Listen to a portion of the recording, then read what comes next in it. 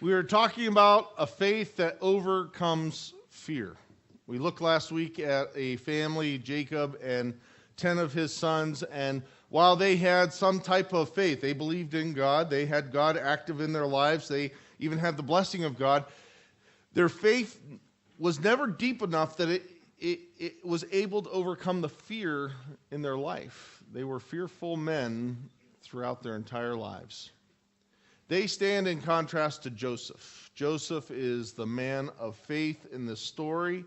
And so we're going to look at one aspect, different aspects of his faith. But today we're looking at the aspect of faith in God's integrity. A faith in God's character and righteousness is a real faith that overcomes fear.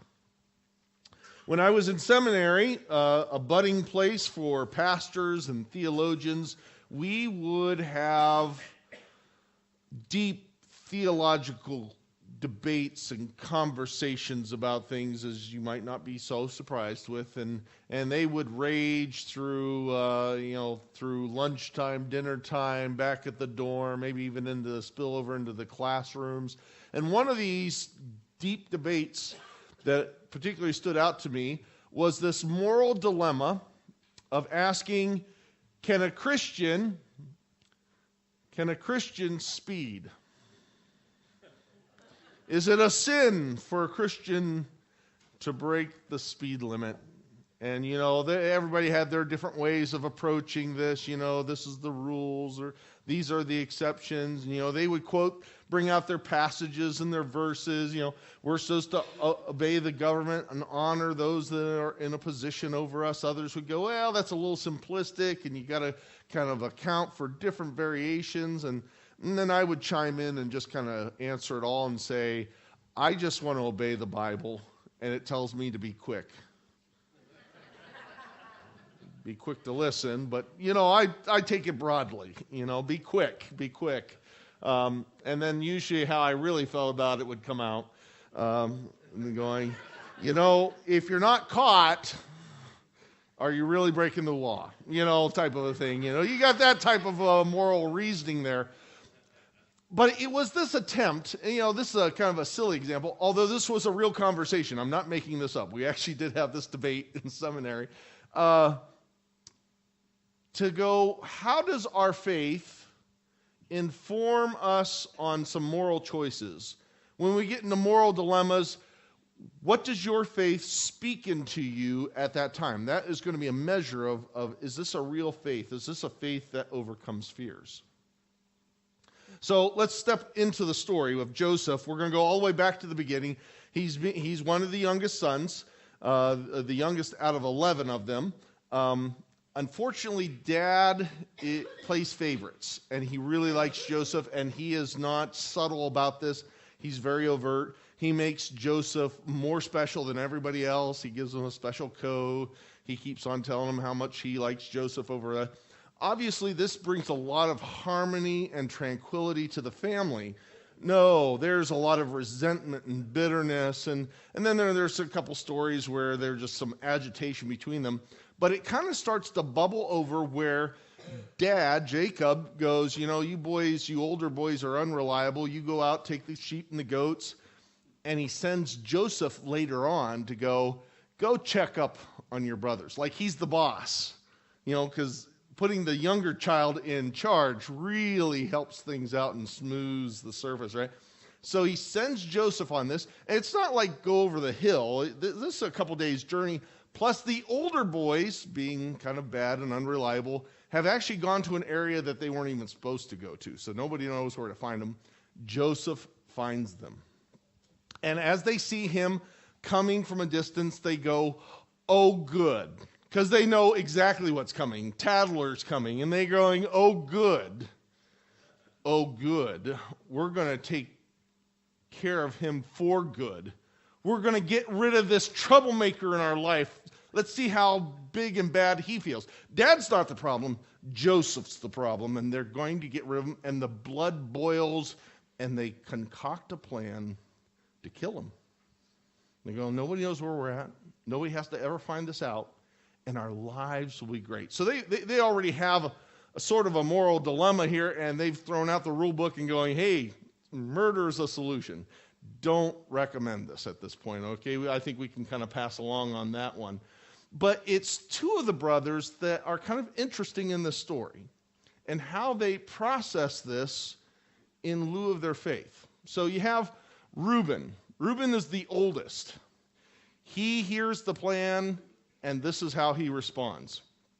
When Reuben heard the plan, he tried to rescue Joseph from their hands with this plan. Let's not take his life, he said. Don't shed any blood. Instead, throw him into this cistern. That's a deep well. It didn't have any water in it, so it was just a big dry hole. Let's throw him in this cistern here in the wilderness, but don't lay a hand on him. Well, I want you to pay attention. What's the moral reasoning here? How is he working out his faith? What is this big issue of what's right and wrong? Okay, now, he does something good. He intends to rescue Joseph, so we're like, okay, he's kind of a good guy in this. But his advice is, let's not kill him, but let's throw him down a deep hole. Let's not shoot him, but let's break an arm and a leg. Suddenly the shine is coming off this rescue plan here. But it's this little phrase right in the middle that I want you to pay attention to. It's this one. This is his reasoning. Don't shed any blood. Now, I don't have any proof of this, but it sounds to me, there's almost a litany to how this is spoken and where it's spoken, because it's an odd sentence where it is and how he says this. It's as though he is quoting from a rule book. These are the laws. Like, let's not skip church because keep the Sabbath holy. You cite your reason. He is like a lawyer here. This is the rule. Don't shed any blood. Understand, his reasoning isn't, oh, come on, this is our little brother. You shouldn't do that. He's our kid brother. No, he's going from this big rule, don't shed any blood, to, well, I guess we shouldn't kill our brother. He is thinking along the lines of just straight right and wrong. And so he becomes Reuben the rule keeper. I am going to cite the rule and measure up and go, is this right? Is this wrong? We shouldn't shed any blood, so killing him is off the table. But if we throw him down a well, technically we're not shedding any blood. It's a terrible idea too, but that's the way that I think.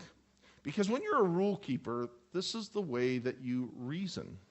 You have these strict set of rules, and you've got to go back to the wording of them, and you try to keep them really well, but inevitably what you do is you find the loopholes, because it's only about finding out, well, the rule says this, but we can do this. Now, we find out later that Reuben's idea is to actually go and rescue Joseph out of the pit. So he's not wanting to kill him at all. But the reasoning he places out here is to go, as long as we don't kill him with our own hands, whatever we do to him is fine. They're not throwing him down the pit for him to have a nice time. They're not necessarily expecting him to ever come out of the pit. This isn't a reasoning of going not killing or killing. It's just the rule says I'm not allowed to shed blood, so we'll keep our hands clean. Is that the way that you think your faith informs how you work through moral dilemmas? Do you just go, well, the Bible's a rule book, and I open it up, and I got to find which rule to cite, and go, I don't do this, but invariably I'll find that loophole. It says this, but I'll get away with this a little bit. What? Is that a faith that overcomes fear? Is that a faith that is well informed? Well, in a strange way, the brothers go, hey, this is a good plan. They throw Joseph down the well. And for some unknown reason, Reuben leaves the scene. I don't know whether he's checking on the goats, sheep, has something to do, was running for some takeout, I don't know. But he leaves. He's not part of the discussion. And this situation carries on through the day. It's very clear because they get to mealtime, dinner time, and they're just kind of probably having enough of Joseph. He's down there crying and moaning and complaining, and and wailing, and they're like, what are we going to do? They're in a dilemma, moral dilemma. What are we going to do with this kid? We said we weren't going to kill him, but man, this is awful. Well, enter Judah. Judah is about the third or fourth oldest, and he recognizes there's a problem here. Watch how he deals with it. It says, Judah said to his brothers, what will we gain if we kill our brother and cover up his blood? Come, let's sell him to some Ishmaelites, because they see these traders. That's what the Ishmaelites are. They're wandering traders or caravans. Let's sell him to the Ishmaelites and not lay our hands on him. We'll let them do the dirty work and we stay clean. After all, he is our brother, our own flesh and blood. So what's the moral reasoning here? We have to give him a little bit of credit, right? I mean, at least he goes a little step further than Reuben does. He kind of goes, all right, he is our brother. We're not just talking some punk off the street, some stranger. This is our kid brother that we grew up with. So he has some type of compassion, but it's right at the beginning, the question he asks, what will we gain if? What type of moral reasoning is that? Is it a question of right or wrong? Not really. It's a question of, how does this work out for me? What type of faith is that goes, whatever he believes about God, however he sorts out a moral order, his question in the dilemma is to go, how does this work out for me? What do I get out of it? And there's a lot of people that work this way, of going, as they come up to a dilemma, they don't go to a rule book. They really cite themselves and say, I'm going to pick whichever route kind of benefits me more. And that's what's right. That's what's fair. Not much of a faith that's going on. He has something, because at least he has some type of compassion. But please understand, this is one more example of going, okay, we won't shoot him, but we're going to break both arms and both legs. He's getting ready to sell his brother off for life. This isn't a bad weekend. He's selling him into slavery. He's going to be taken to another land. He'll never be seen from again. He is going to have a miserable 5 to 10 years after this, being used up like an animal, and then will be tossed aside when his body has given out. So there's no Judah kind of going, gee, we really shouldn't treat people this way. He reasons, what do I get out of it? This is in contrast to Joseph. Joseph is going to run into his own moral dilemma. He is sold off to the Ishmaelites. They go on down to Egypt. He gets traded off again, sold to a man named Potiphar. Now, Potiphar is a captain of the guard with Egypt. Egypt is kind of like the big deal country then. So they've got think of America. You got the Pentagon, you got a whole big system. Egypt is the main deal. So this is a guy high up in a position. He probably has a whole estate. He has tons of slaves, tries to manage all this, is managing his position. Joseph just becomes a little cog in this. And here is an actual picture of Joseph, by the way. Oops. Right there. Yeah. Right from the 5th century. 3rd century. Something like that. Actually, that's going to come into play here in just a minute. Joseph, though, has the blessing of God on him. He starts out as this lowly slave, lost, abandoned. But God blesses everything he does, and pretty soon they put him in charge of a few other slaves. They put him in charge of a few projects. The boss notices, goes. He eventually becomes an attendant with Potiphar himself. So he's now working kind of hand in hand with him. Things are going so well, Potiphar starts to put him in charge of the operations of the house. And eventually, Joseph becomes second in charge.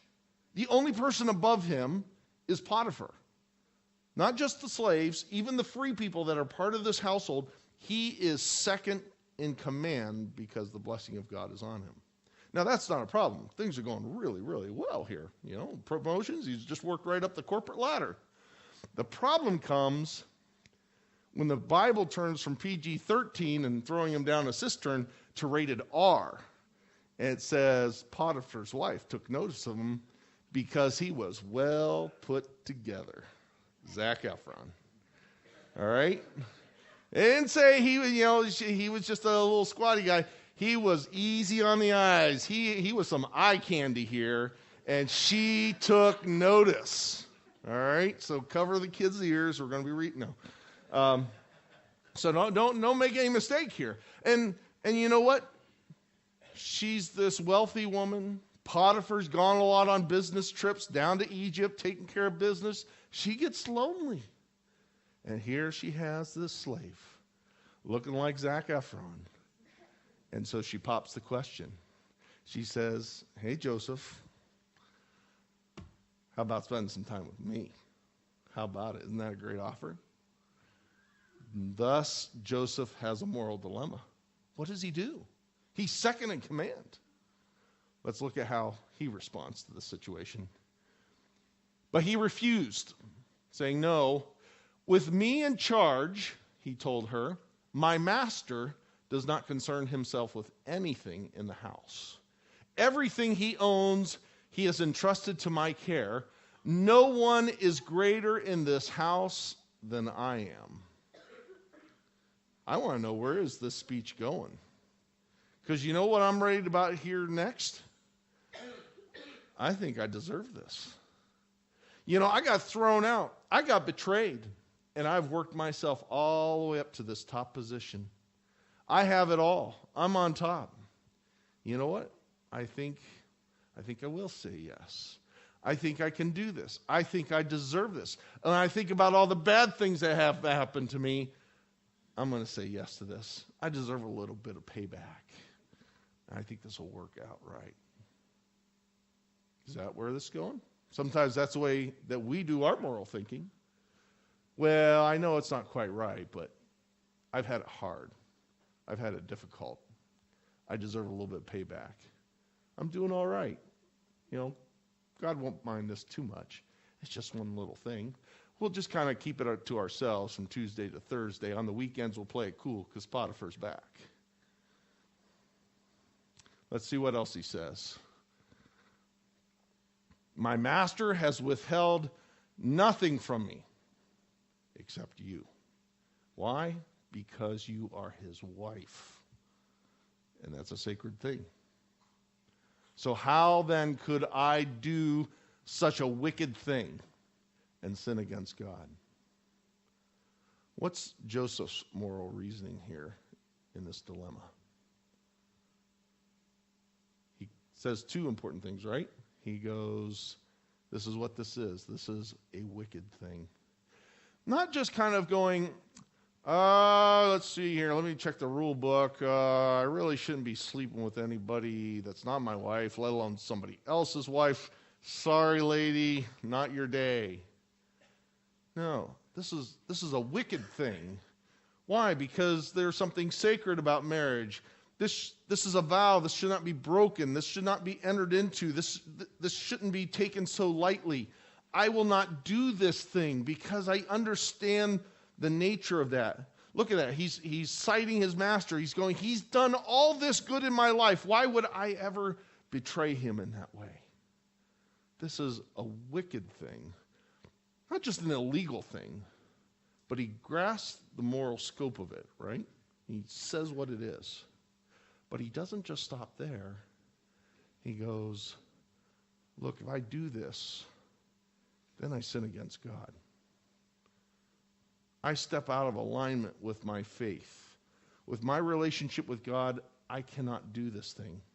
Joseph, with this one fell swoop, does a complete opposite of what his two other brothers done. What is the rule book and what are the loopholes? What do I get out of it? And he says, everything that I do, I have to consider how that affects those around me. And then everything that I do affects my relationship with God. And I will not break trust with either of them. He lines himself up exactly with God in this situation. Takes on his character. He says, God finds this a hateful thing, and so do I. It is a wicked thing, and I will not do it. He has a firm conviction. That is a faith that's informed by God's integrity, isn't it? That lines up with his righteousness, not just a rule book. And it says that she didn't take this as a no for one time. Day after day, she propositioned him, and he continued to refuse to the point at which he wouldn't even be found in the same room with her. He followed up his convictions and said, no, these lines I will not cross, because that's not who I am. That's not my faith. I don't use my faith to find the loopholes, to find what's just in it for me. Now, he says this without any fear. In doing that, he becomes Joseph the Just, right? He does the right thing. He does the right thing over and over again. And we look at this story and go, well, if you do the right thing, things work out well for you. It doesn't. She gets mad. She sets him up and then accuses him of trying to rape her. And he gets in a world of hurt. He gets fired. He gets thrown into jail. He eventually gets thrown down into jail in Egypt, basically being sent to federal prison. His life falls apart. He had worked to the top, but for the sake of doing what's right, he went, I'll lose it all, because I will not cross this line. I will not do this wicked thing. I stand with God. Powerful example of a faith that no matter what comes, he knows where he stands. Now, you might think, well, this is the end of the sermon, but there's one more question here to consider. What's the point of this story? Why is it in here? Why do we have the story of Joseph and Potiphar's wife in this long epic? Here's a couple of different ideas. Maybe it's just a literary device. It's a backstory. Joseph has to get to Egypt so that he's raised up by God and becomes the second command. And this is simply a story to tell, this is how he gets there. He doesn't get a promotion, he gets in trouble, he goes there, and God kind of does a rescue thing. And that's all. It's just kind of backstory. You know, no matter what happened, it's just telling us how he got there. I don't think so. I don't think this is just letting us know another step in the way. It seems much more likely that we go, it's an example of being good. He is being held up in contrast to his brothers of going, this is how you work out moral dilemmas. You tap into your faith. You align yourself with God. Make the right choice. Stand firm in it. And we go, yeah, that sounds great. That's good. Now, wouldn't that mean, though, that the others are terrible and God wants to get rid of them? Joseph is the one that does this? I don't know. Maybe it's just an example. Or was this necessary for God's plan? That it was a test. And that what Joseph decided here really mattered in the story. That if Joseph chose wrong, if he had given in, if he had reasoned like his brothers, if his faith was so weak he reasoned like them, that the story unravels. That the next steps don't happen. He doesn't go on to Egypt. He doesn't get entrusted with more authority. He doesn't save the land and the people through the famine and reunite his family. Was this necessary for Joseph to pass a test? The question becomes, is God going to do whatever he's going to do, and whatever you do, but God kind of wins? Or does our right or wrong choices matter? We might easily go, well, it's obviously we've got to do right. God rewards the right. Except in this story we have Jacob, who's a scoundrel, who's a con artist, who lies and cheats through his whole life, and God shows up and says, I'm your God. I'm going to bless you. I'm going to watch over you. I know you're a terrible person, but you know what? I want to be good in your life. You got the 10 awful brothers that were scheming to kill their brother, and yet the scope of the story brings them to a good place, and God ends up saving their lives. So what is it? Is this God going, just be a good actor, be a bad actor, it doesn't matter, I'm just going to do my stuff? Or is there something necessary about the choice Joseph made in saying, I've got to get this right? Do right choices matter? Paul actually wrestles with this all the way into the New Testament as this idea of grace, of God going, I'm going to do good even though you don't deserve it. Even though that you choose wrong, I want to bring good. I want to bring right into your life. The people were like, well, that sounds really great. That sounds like maybe I should just go ahead and get away with anything I want. If I got a God that forgives everything, then gee whiz, I don't know that I need to do something right. Here's how he puts it in Romans 6. He's doing this argument. He says, what should we say? What conclusion should we have? Should we go on sinning so that grace can keep on increasing? God will just keep on forgiving. Isn't that wonderful? He says, no way. No way. Absolutely not. We are those who have died to sin. We shouldn't be living in it any longer. He continues on. He says, what then? What's the conclusion? Shall we sin because we're not under law but under grace? We don't have this tight rule book where we've got some wiggle room? Absolutely not. Don't you know that when you offer yourselves to someone as an obedient slave, saying, this is the way that I'm going to behave, this is the way that I'm going to reason, you are slave to that which you obey. If you give in to sin, you're a slave that leads to death. But if you're like Joseph that goes, look, I'm committed to what God says, who God is, that dominates my life. This matters. Joseph could have made the wrong choice, but he made the right choice. A choice that he ought to have. Paul works this out one step further in another letter. He goes, when you make these right choices, they matter. Because those who cleanse themselves, that means kind of get rid of this bad thinking, this bad acting, from the latter will be instruments, will be tools for special purposes, made holy, useful to the master, and prepared to do any good work. And that's why you flee evil desires of youth and immaturity, and you pursue righteousness and faith and love and peace, along with those who call on the Lord out of a pure heart. Your actions do matter. It doesn't stop God from working. He's still wanting to work in Jacob's life, in the 10 brothers' life. He's bringing them to this good place of reconciliation and restoration. But it takes the righteous man, Joseph, to have the faith that lines up with who God is, to say, I'm going to make the right choices, to show that I am trustworthy, that you can count on me, that I'm useful for you to do your good work of bringing all this together.